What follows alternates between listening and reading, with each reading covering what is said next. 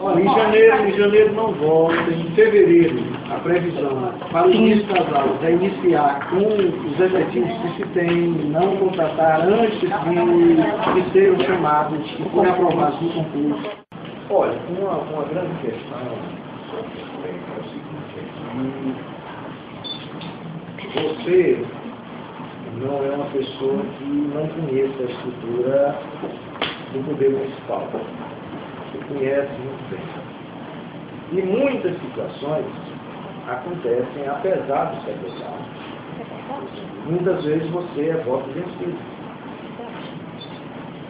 Eu lhe coloco que em muitas situações, e eu não vou enumerar porque não é interessante para mim ficar fazendo crítica ao governo do qual eu faço parte e defendo. Não, com certeza. É por isso que nós estamos aqui para brigar pelo senhor, você entendeu? Sem falar o seu nome, nós não vamos brigar.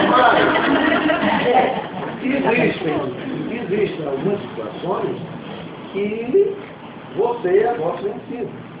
Vou citar um caso assim que foi até emblemático, que a gente discutiu muito, criou um certo constrangimento e mais educação. Eu sempre fui muito temeroso com consultoria e aparecem demais pessoas oferecendo facilidades, vantagens e soluções. Então, em determinado momento chega um consultor e o programa Mais Educação estava ainda, só tinha sido cadastrado pela gestão de vocês e nada estava acontecendo e a moça já chegou e queria exigiu contratação de coordenadores para um programa que não existia. Eu disse, olha, não faça, porque não tem sentido, não funciona assim, os próprios professores ou supervisores podem fazer esse trabalho, mas terminou e contratar coordenadores para um programa. Depois, reconheceram que tinha sido um erro e foram descontratados. E eu estou citando um caso. Um desgaste, né, professor? Mais semelhante a esse, existem outros, né, que realmente acontecem. O certo é que muitas ações têm sido feitas no sentido de enxugar, de cortar, de diminuir. E justiça seja feita com o empenho pessoal da própria prefeita. Olha, controlar uma folha, saber sobre situação funcional de 1.383 em janeiro e hoje mais ou menos esses números, não é fácil você saber onde está cada um, o que está fazendo. Vocês que já estiveram também no governo sabem o seguinte, da grande luta que se tem com pessoas que relutam. Hoje, infelizmente, nós temos colegas que o local mais terrível são professores, mas o local mais terrível para estar é a sala de aula. É verdade.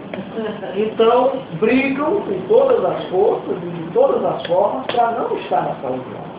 É lamentável uma situação dessa, mas que a gente, em determinado momento, precisa dizer que há colegas nossos que são professores, mas é uma tortura.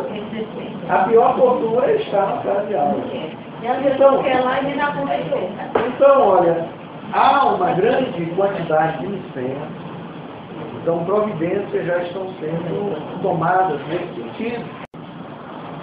Certo. Mais alguém já contemplou todas as expectativas que ela levantou, ou alguém gostaria de colocar algo mais? A gente sistematizou uma pauta e ainda traduzir essa pauta para a prova. Olha, com relação à questão salarial, a única coisa que eu posso dizer para vocês é o seguinte, que você só paga na medida que você dispõe dos recursos. Isso nós nos colocamos sempre desde o primeiro dia que assumimos a secretaria, abertos à negociação, ao contato, à conversa, como estamos hoje e como já estivemos em outras ocasiões. Certo? Então, quando há possibilidade de negociar, quando há possibilidade de fazer, nós nunca nos cortamos. Sempre estamos abertos a fazer o possível. Com relação à questão do pagamento, o 10º salário que saiu, ou a parte complementar do 13º salário que saiu, foi o que foi possível fazer com os recursos que nós recebemos até o dia 20. Com relação à questão de antecipação de receita, de tentar conseguir recursos, a prefeita bem que tentou. O Banco do Brasil não disponibilizou recursos na antecipação de receita para o município, foram várias as tentativas. Tentou junto ao BNDES e ainda tem um processo pendente para ver a possibilidade de antecipar recursos.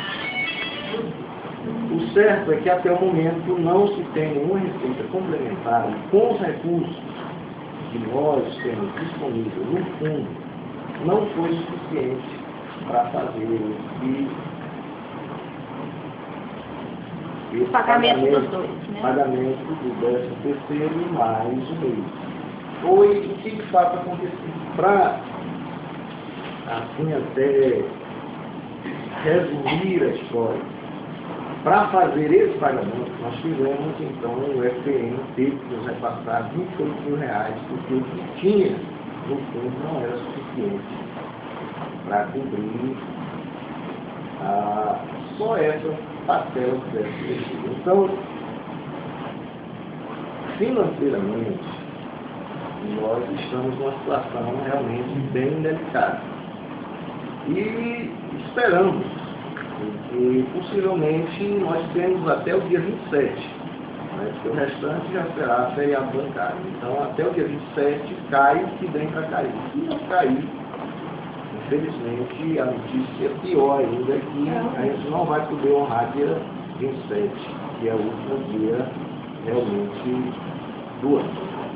Janeiro, a folha foi de 1.956.000. Outra, janeiro, fevereiro, 2.280.000. Março, 3.024.000. Abril, aqui as férias. 2.056.000. Maio, 2.075.000. Junho, com 13º, 3.050.000. Julho, 2.077.000. Deixa eu só corrigir aí, porque eu só os valores efetivos. Então tem fevereiro. Março. A partir de março. 3.818.000. Abril, 2.973.000. Maio, 2.891.000. Sim. Junho, 4.181.000. Esse aqui sim com o 10. Com o 10, que é o que corresponde a dezembro, entenderam? 481. Julho, 2.878. Sim. Agosto, 2.841. Sim. Setembro, 2.376. Outubro, 2.912. Novembro, 2.839. Sim.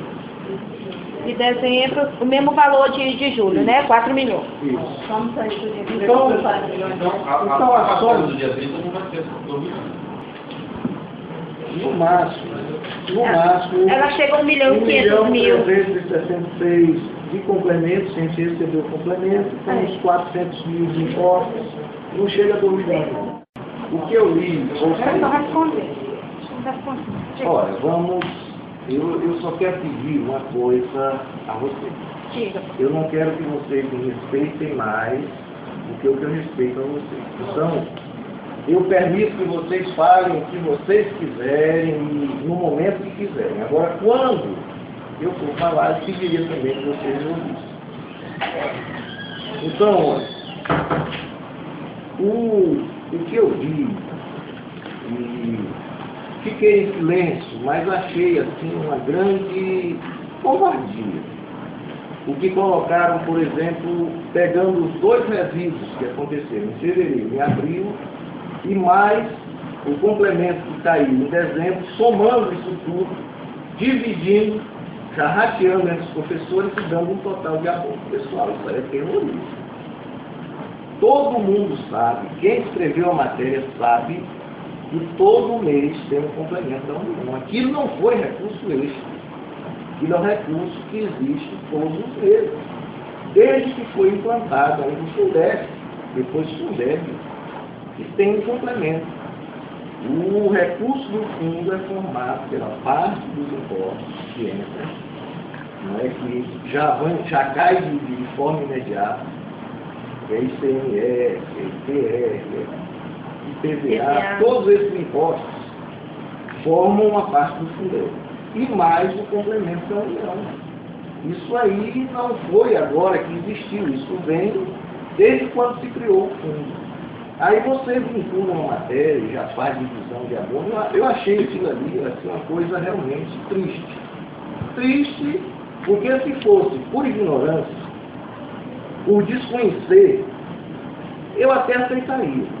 Mas aquilo foi feito com quem conhece, quem sabe como funcionam as coisas e passando uma imagem errada, distorcida, com o objetivo de queimar, de prejudicar a imagem, de ganhar espaço junto à categoria. Eu não questiono esses métodos, agora eu acho que isso, a meu ver, não é um tratamento ético, digno de quem defende uma categoria. Então, olha, uma pergunta que você me fez, com todos esses recursos, por exemplo, caiu 1.336.000, caiu mais, formam praticamente 2 milhões. O valor da folha, como é, o valor bruto da folha, ele dá um total de 1 milhão.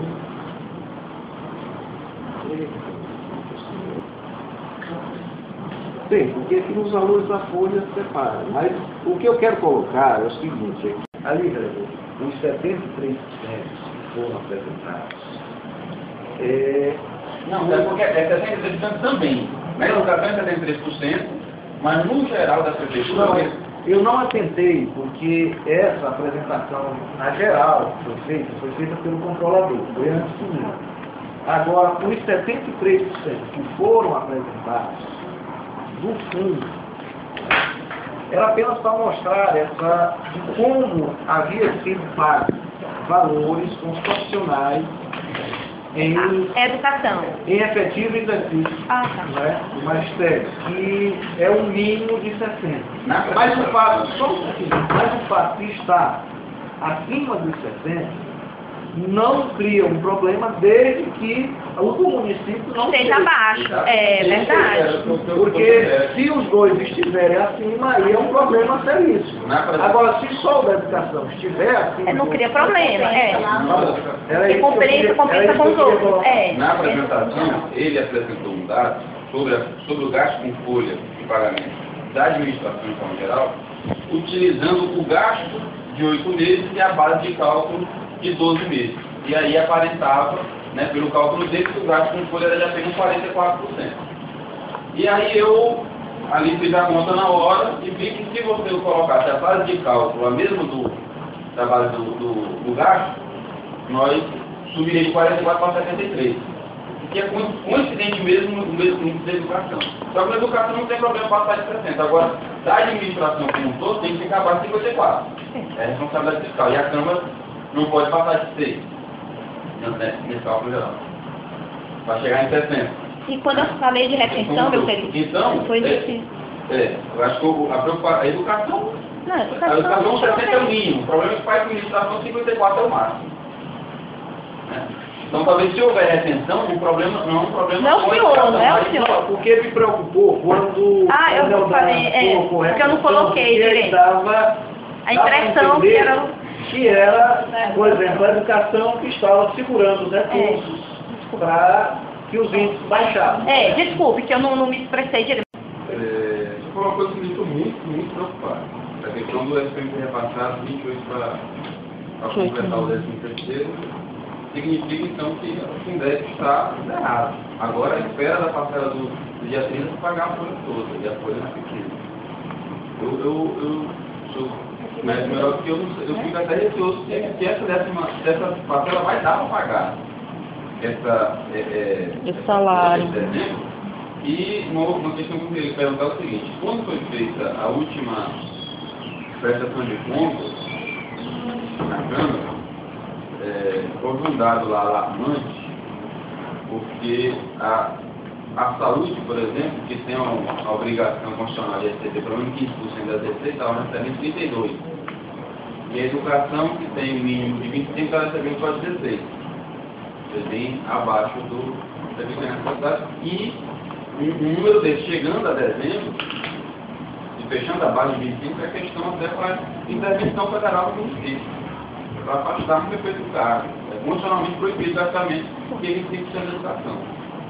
Há alguma informação, na área contabilidade, eu acredito que não dá essa informação, mas houve mais investimento por parte dos recursos próprios do município na educação para evitar Olha, o que existe de fato, a prefeita é consciente desses dados, porque eu sempre estive alertando e repassando isso, né? E no momento que você projeta, você faz uma audiência pública, que apresenta aqueles valores, quem conhece sabe que os recursos destinados à educação é da ordem de 25%. E até aquele momento isso não vinha acontecendo, né? Que esses recursos que são repassados pelo SPM, eles formam o MDE, né? Manutenção e Desenvolvimento da Educação. Então esse é um recurso que é formado basicamente por esses repasses, que são retirados do SPM e repassados para... Então, isso, aqueles dados, é que, por exemplo, quando eu falo que o SPM teve que repassar 28 mil, isso é parte, ele está devendo ao UPE. E de que forma o município se propõe a cumprir com essa necessidade financeira? Vocês sabem o seguinte, que quando nós recebemos a rede municipal, a estrutura física, a situação não era nada fácil. E passamos o ano aí todinho e não fizemos reparo nessa escola.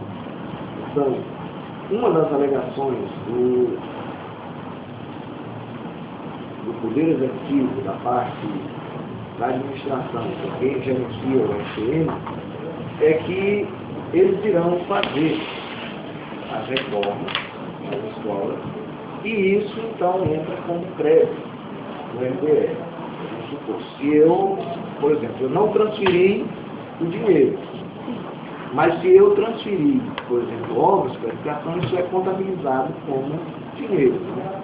Então, está na responsabilidade, então, da Secretaria de Administração, que é quem gerencia o SPM, é toda essa reforma e recuperação da rede física das escolas. Porque o ideal, o processo correto seria transferir o recurso para a educação e a educação, então, faria isso. Como isso não foi feito e tem um saldo a pagar, então, a solução encontrada para transferir esses recursos será dessa forma.